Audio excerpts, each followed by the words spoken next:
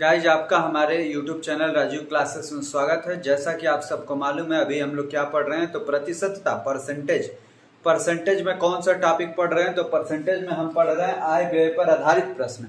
आय व्यय पर आधारित प्रश्न का ये हमारा पार्ट 2 है। इसके पहले एक और पार्ट कर चुके हैं, उस पार्ट को भी आप लोग देखिएगा। फिर इसको तो आपको, यदि आप दोनों वीडियो को देख लेते हैं, इसको आज वाले वीडियो को और इसके प्रीवियस वीडियो जिसका की लिंक डिस्क्रिप्शन बॉक्स में मौजूद है, वहां से आप उस वीडियो को भी देख लेंगे। यदि इन दोनों वीडियो को देख लेते हैं तो आपका आय व्यय पर आधारित प्रश्न, आय बचत खर्च, इन सब पे आधारित प्रश्न बिल्कुल अच्छे से पूरी रूप से कंप्लीट हो जाएंगे और आज के बाद से आपको कोई भी डाउट नहीं रह जाएगा। ऐसे पूरे आपको यदि प्रतिशतता का वीडियो देखना, जैसे प्रतिशत वृद्धि, प्रतिशत कमी, प्रतिशत वृद्धि और प्रतिशत कमी दोनों इकाई में मिक्स हो, तो क्षेत्रफल और आयतन वाले सवाल देखने हो तो फिर से आज वाले आय व्यय पे देखने हो तो आपको पिछले 5-6 वीडियो देखने पड़ेंगे, जिसका की लिंक डिस्क्रिप्शन बॉक्स में मौजूद है। वहां से आप पूरे प्लेलिस्ट को देख सकते हैं, जो जो आज तक हमने पढ़ाया है।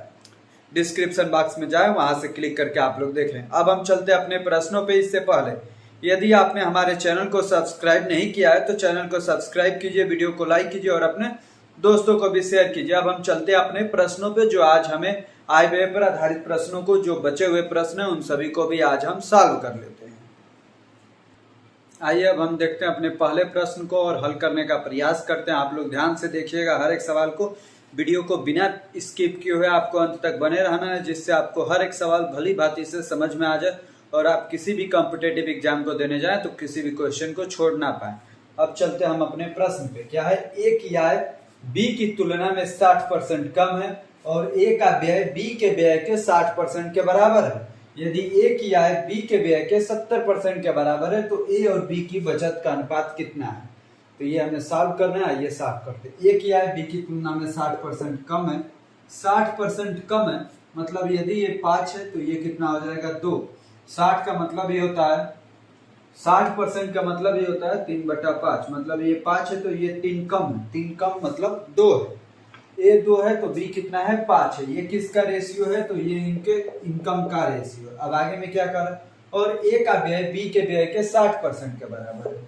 ए का जो व्यय है बी के व्यय के 60% के बराबर है। यदि ये 5 है तो ये कितना है? 3 है, क्योंकि 60% के बराबर है, न कि कम या न कि अधिक है, बराबर है, इसलिए 3 है। यदि ए की आय बी के व्यय के 70% के बराबर है तो आप इसमें x लगा देना, यहाँ भी x लगा देना, यहाँ भी y, यहाँ भी y। अब देखिए क्या कर रहा है। यदि ए की आय, ये ए की जो आय है 2x, वो क्या है? व्यय के। ये क्या है हमारा? ये है एक्सपेंडिचर का रेशियो, व्यय का रेशियो। बी के व्यय के 70% के बराबर है, 5y के 70% के बराबर। अब आइए इसे हम लोग सॉल्व करते हैं। 0 से 0 कैंसिल, 5 से यह 2 बार। अब ये y इधर आया, x बटा वाई 7 में 2 इधर से गया तो 2 दूनी 4 हो गया। x बटा वाई मतलब 7/4। अब x का मान 7 है, y का मान 4 है। आप इन दोनों में गुणा कर दीजिए। 7 से गुणा करेंगे 7 दूनी 14, 7 पचे 35। 4 से गुणा करेंगे तो 4 3 12, 4 पचे 20। अब देखिए क्या पूछ रहा है। यदि तो ए और बी की बचत का अनुपात क्या है? बचत का अनुपात पूछ रहा है। ये जब इनकम है और ये खर्च है तो बचा कितना? 2। ये इनकम है और ये खर्च है तो बचा कितना? 15। तो कितने का रेशियो हो गया? 2:15। मतलब कौन सा ऑप्शन सही? तो पहले नंबर क्वेश्चन का आपका डी नंबर ऑप्शन सही हो गया। आपको ये तरीका यदि पसंद आ रहा हो, सवाल समझ में आ रहे हो, आंसर आपको पसंद आता हो, हल करने का तरीका, तो वीडियो को लाइक कीजिए और चैनल को भी सब्सक्राइब कर लीजिए। अब हम चलते हैं अपने दूसरे प्रश्न पे। अब हम सॉल्व करते हैं अपने दूसरे प्रश्न को। आइए देखते हैं क्या है दूसरा प्रश्न। एक आदमी अपनी आय का 59% खर्च करता है और बाकी की बचत करता है। वह अपने खर्च का कितना प्रतिशत बचत करता है? 72.65%, 83.19%, 89.09%, 69.49%। आइए देखते हैं। ये बताइए, अपनी आय का 59% खर्चा है, मतलब उसकी इनकम कितनी होगी? 100। कमाई कितनी है? 100। खर्च कितना करता है? एक्सपेंडिचर कितना कर रहा है? 59। तो बचा कितना रहा है? सेविंग 41। 100 में से 59 गया, 41 बचा रहा है। 59, 100 कमा रहा है, 59 खर्च कर रहा है, मतलब 41 बचा रहा है। अब क्या बताना है हमें? बाकी की बचत करता है। वह अपने खर्च का कितना प्रतिशत बचत करता है? जो ये बचत है 59 का कितना प्रतिशत है, यही आपको ध्यान से देख के सॉल्व करना है। 41/59 गुणे में 100 मतलब 4100 बटे में 59। ये किसी नंबर से नहीं कटेगा क्योंकि 59 आपका प्राइम नंबर है, अभाज्य संख्या है। आइए इसे सॉल्व करते हैं। 59 से 4100 में भागा देंगे तो कितनी बार जाएगा, पहली बार 7 बार ले जाकर देखते हैं। 7 बचे 35 मतलब 350 और 9 7 63। 363 कितना हो जाएगा, तो ये ज्यादा हो जाएगा, 413 हो जाएगा। तो गड़बड़ कितनी बार जाएगा, 6 बार जाएगा। अब स्टार्टिंग में 6 बार गया, 6 वाला विकल्प कौन सा है, डी नंबर विकल्प। तो हमारा कौन सा सवाल सही हो गया, दूसरे का डी नंबर ऑप्शन सही हो गया। ये आपका सवाल कंप्लीट रूप से और इजी वे से सॉल्व हो गया। अब हम चलते हैं अपने तीसरे प्रश्न पे। अब हम सॉल्व करते हैं अपने तीसरे प्रश्न को। देखिए कैसे सॉल्व करना है, क्या है क्वेश्चन। किसी व्यक्ति के वेतन का 20% भाग किराए पर खर्च होता है, 60% भाग जीवन यापन पर खर्च करता है और 10% भाग की वह बचत करता है। यदि वह शेष रुपए 30 बच्चों की शिक्षा पर खर्च करे तो उसका वेतन कितना है, हमें बताना है। देखिए टोटल किसी की भी कमाई कितनी होती है, 100%। 100% क्या है, इनकम है, उसके खर्च कहाँ कहाँ है ये जोड़ लेते हैं। 20% भाग एक जगह खर्च कर रहा है किराए पर, फिर से 60% भाग जीवन यापन पर, 60% भाग जीवन यापन पर और 10% भाग की वह बचत करता है। 10% की बचत हो जा रही है। कितना टोटल हो गया, 20 60 80 10 90। 90% वो इधर उधर कहीं एक्सपेंडिचर या एक्सपेंडिचर और बचत में, मतलब खर्च और बचत में 90% हिस्सा खत्म कर दिया। अब कितना हिस्सा बचा, तो 100 में से जब 90 को घटाएंगे तो कितना बचा, 10 बचा। अब बचा है कितना परसेंट, 10%। यदि वह शेष रुपए, यही जो 10% बचा है, 30 बच्चों की शिक्षा पर खर्च करे तो उसका वेतन कितना है, 10% किसके बराबर है, 30 के बराबर है। हमें 100% की वैल्यू बतानी, तो कितना हो जाएगा, 300 रुपए। 300 रुपए मतलब कौन सा विकल्प सही, तो तीसरे का ए नंबर विकल्प सही है। देखिए क्वेश्चन कितना इजी है, क्वेश्चन इतना बड़ा है लेकिन हल उसका एकदम सटीक है और आसान है।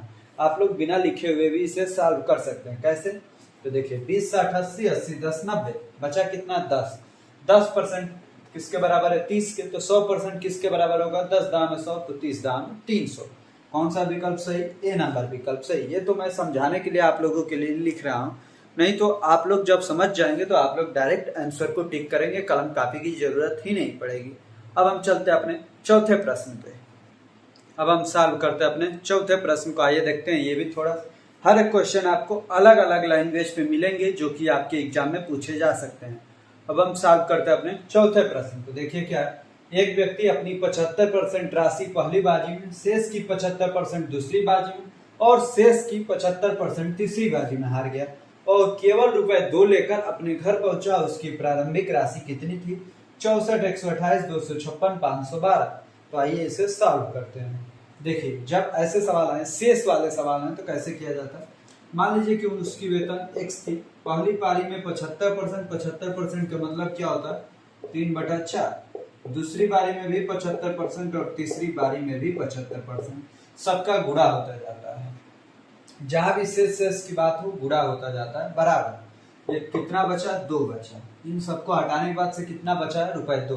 तो ऐसे आपको इक्वेशन लिखनी है और इसे सॉल्व करते हैं। देखिए x बराबर क्या हो जाएगा, ये 4 चौके 4 चौके 16, 16 चौके 64, 64 दूनी 128। ओके रुक जाइए, ये 3/4 नहीं होगा, ये तो 3/4 खर्च है, 3/4 उसका खर्च है। हमें दिया क्या है, बचत दिया है। जब शेष बचा है या एक प्रकार से बचत है, जब बचत की बात करें तो इसमें भी बचत ही आपको निकालने पड़ेंगे। 75% राशि खर्च कर रहे हैं, मतलब पहली बार कितना बचा रहा है, 25%।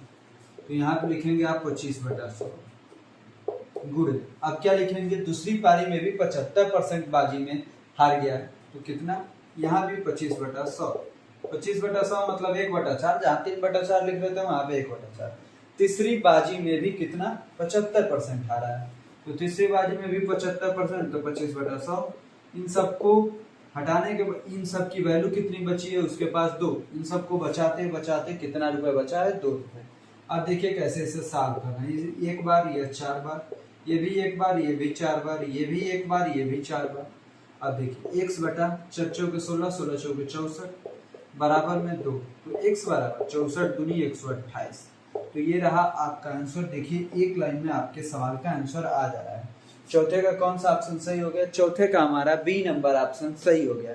इस प्रकार से हमने अपने चौथे प्रश्न को भी कंप्लीट रूप से सॉल्व कर लिया है। अब हम चलते हैं अपने पांचवें प्रश्न पे। अब हम सॉल्व करते हैं अपने पांचवें प्रश्न को। आइए देखते हैं कैसे इसको सॉल्व करना है इजी ट्रिक से। देखिए ए और बी के वेतन का योगफल रुपए 43,000 है। ए अपने वेतन का 95% खर्च करता है और बी अपने वेतन का 80% खर्च करता है। यदि उनकी बचत समान है तो ए का वेतन कितना है? ऑप्शन हमारे पास 4 मौजूद है, 8,000, 35,000, 10,600, 34,400। ये देखिए ए और बी, ए का वेतन कितना होगा? मान लीजिए ए का वेतन ए ही का 95% खर्च करता है तो कितना बचाता होगा? 5%। अब बी क्या कर रहा है? 80% खर्च कर रहा है तो कितना बचाता होगा? 20%। ये दोनों की बचत क्या है? बराबर है। ए का बचत बी का बचत दोनों बराबर है। अब आइए हम निकाल लेते। ए और बी है क्या? तो वेतन है जो कुल है और उनका जो परसेंटेज है बचत का वो इक्वल है, बचत बराबर है। 100 से 100 कैंसिल, 5 से या 4 बार क्या होगा? बी को इधर लाएंगे तो ए बटा बी बराबर 4/1 हो जाएगा। ए का वेतन कितना? 4, बी का वेतन कितना? 1। टोटल कितना है? 43,000। यहाँ पे टोटल कितना है? 5 है। तो 43,000 बटे में 5 कर दीजिए। गुणे में क्या करना पड़ेगा? ए का वेतन पूछा है ना तो ए वाले मतलब 4 से गुणा करना पड़ेगा। 5 से जब भागा देंगे तो आएगा 8, 6, 00। जब 4 से गुणा करेंगे तो 0, 0, 4, 34। कितना आंसर हुआ? 34,400 रुपए। ए की सैलरी कितनी हुई? 34,400 रुपए। तो कौन सा ऑप्शन सही हो गया? पांचवें सवाल का डी नंबर ऑप्शन हमारा सही हो गया। अब हम चलते हैं अपने छठवें प्रश्न पे। अब हम सॉल्व करते हैं अपने 6 नंबर प्रश्न को। आइए देखते हैं 6 नंबर प्रश्न हमारा क्या है। ए और बी के वेतन का योग 45,000 है। ए और बी के वेतन का योग कितना है? 45,000 है। ए अपने वेतन का 85% और बी अपने वेतन का 70% खर्च करता है। यदि अब उनकी बचत समान है तो बी का वेतन क्या है? पहला ऑप्शन है 12,600, दूसरा ऑप्शन है 30,000, तीसरा है 18,000, चौथा है 15,000। तो जैसे आपने सेम पिछले सवाल को किया था सेम वैसा ही सवाल है। उसमें ए का आय पूछा था, इसमें बी का आय पूछा है। तो जैसे आप ए का बताए थे वैसे ही बी का भी बता देंगे। तो ये सवाल आपको कहाँ हल करने हैं? अपने कॉपी पे। और इस सवाल का आंसर कमेंट बॉक्स में आपको कमेंट करना है कि कौन सा ऑप्शन सही होगा। कैसे कमेंट करना है? तो 6.A ऐसे लिख देना है या 6.B लिख देना है या 6.C लिख देना है, और नहीं तो 6.D लिख देना है, जो ऑप्शन आपको सही लगे। अब हम चलते हैं अपने अगले प्रश्न पे, प्रश्न संख्या 7 को हल करने के लिए। अब हम सॉल्व करते हैं अपने 7वें प्रश्न को। आइए देखते हैं 7वां प्रश्न हमारा कैसा है। ए और बी के वेतन का योग 42,000 है। ए अपने वेतन का 75% और बी अपने वेतन का 90% खर्च करता है। यदि अब उनकी बचत समान है तो बी का वेतन क्या है? पहला ऑप्शन है 30,000, दूसरा है 20,000, तीसरा है 28,000, चौथा है 16,000। अब हमें तो इतना भरोसा हो गया है कि आप लोग देखते के साथ आंसर देंगे कि कितना ऐसा इसका आंसर होगा, क्योंकि पिछले 2 सवाल सेम इसी के जैसे थे। ये तीसरा सवाल भी सेम उसी के जैसा है। तो इसे भी आपको क्या करना है? कमेंट बॉक्स में कमेंट करना है कि कैसे ये सॉल्व होगा और इसका आंसर क्या होगा। यदि आपको नहीं आएगा तो फिर मैं बताने के लिए यहाँ पर हूँ। आप कमेंट करेंगे तो मैं अगले दिन के लेक्चर में बता दूंगा कि कौन सा ऑप्शन सही है और कैसे इसको सॉल्व करना है। यदि आपको नहीं आएगा तो, लेकिन हमें पूर्ण भरोसा है आप पे कि आप कर लेंगे इस सवाल को। अब हम चलते हैं अपने 8वें प्रश्न पे। अब हम सॉल्व करते हैं अपने 8वें प्रश्न को। आइए देखते हैं कैसे इसे सॉल्व करना है, क्या इसका आंसर होगा। एक व्यक्ति अपने वेतन का 10% भोजन पर खर्च करता है, वह शेष भाग का 20% ईंधन पर खर्च करता है। यदि उसके पास रुपए 4,680 शेष है तो उसका वेतन कितना है? 6,000, 5,000, 6500, 5500। आइए इसे सॉल्व करते हैं और आंसर बताते हैं। मान लीजिए उसका वेतन x है, 10% भोजन पे खर्च करता है। ये हमारा क्या है? शेष है। उसके पास कितना बचा है? शेष। तो ये कैसे निकलेगा? अब 10% खर्च करता है मतलब आपको यहाँ पर कितना होगा? 90 लिखना होगा, बटा में 100, गुणे में फिर से 20% खर्च करता है शेष का ही, इसलिए गुणे में है 80 बटा में 100। ये किसके बराबर होगा? तो 4680 के बराबर होगा। अब यहाँ पर जो x की मान निकलेगा यही हमारा वेतन होगा। डबल जीरो से डबल जीरो कैंसिल कीजिए, 9 से इधर कैंसिल करेंगे तो 9 × 5 = 45, 9 दूनी 18, 520। फिर से 8 से कैंसिल कर दीजिए तो 8 × 6 = 48, 4 40 तो 8 × 5 = 40। ये 100 से उधर गुणा होगा तो x बराबर 65 गुणे में 100 तो कितना हो गया? 6500। 6500 मतलब कौन सा ऑप्शन सही हो गया? तो सी नंबर ऑप्शन। उसकी सैलरी कितनी है? 8वें का, तो 8वें का ऑप्शन हो गया सी नंबर, मतलब उस व्यक्ति का वेतन कितना है? 6500 रुपए है। अब हम चलते हैं अपने अगले प्रश्न पे, प्रश्न संख्या 9 पे। अब हम सॉल्व करते हैं अपने 9 नंबर प्रश्न को। आइए देखते हैं कैसे इसे सॉल्व करना है। ए और बी की आय का योग कितना है? 1,65,000 है। ए अपनी आय का 70% और बी अपनी आय का 80% खर्च करते हैं। यदि ए की बचत बी की तुलना में 25% अधिक है तो उनकी आय में उनका कितना अंतर है? अभी तक यहाँ पर दोनों का बचत सेम होता था तो हम लोग आय निकाल लेते थे। यहाँ पर क्या है? ए की बचत बी की तुलना में 25% अधिक है तो उनकी आय में कितना अंतर है, ये हमें बताना है। आइए सॉल्व करते हैं। ए और बी, एक साइड ए लिखिए, एक साइड बी लिखिए। 70% खर्च है ना, खर्च को ध्यान में मत रखिए, बचत को रखिए। 70% खर्च मतलब 30% बचत। उसके बाद इधर क्या होगा? ये 80% खर्च कर रहा है मतलब 20% बचत।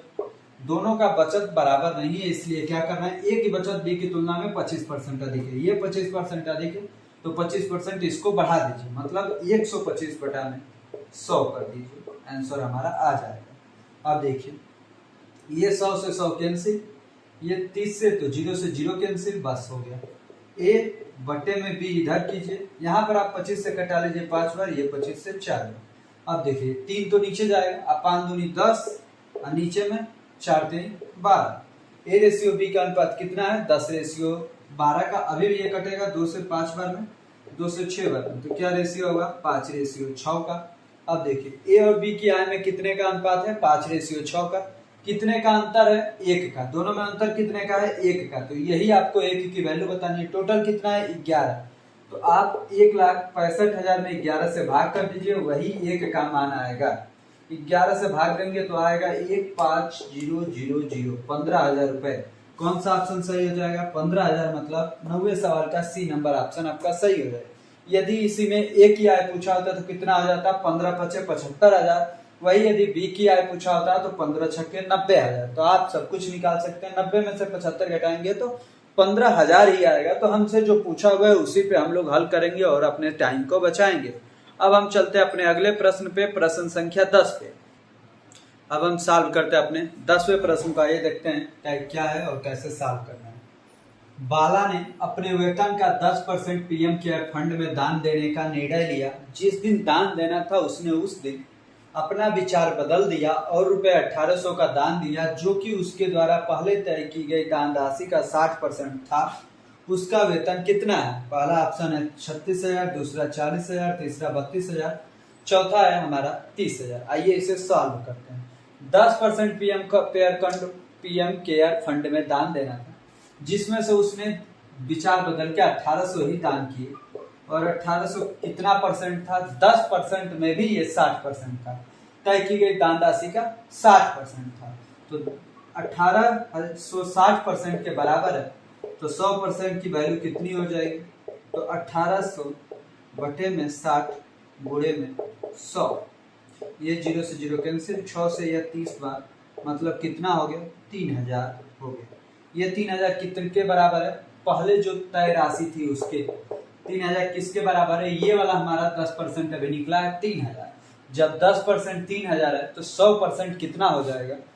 10% जब आपको मालूम है कि 3,000 है तो 100% कितना हो जाएगा? 100% हो जाएगा हमारा 30,000। 100% कितना हो जाएगा? 30,000। 30,000 मतलब कौन सा विकल्प सही? तो हमारा 10वें नंबर सवाल का डी नंबर ऑप्शन सही हो गया। हमारे 10वें सवाल का कौन सा ऑप्शन सही हो गया? डी नंबर ऑप्शन सही हो गया। इस प्रकार से हमारे 10वें का कौन सा ऑप्शन सही हो गया? डी नंबर ऑप्शन सही हो गया।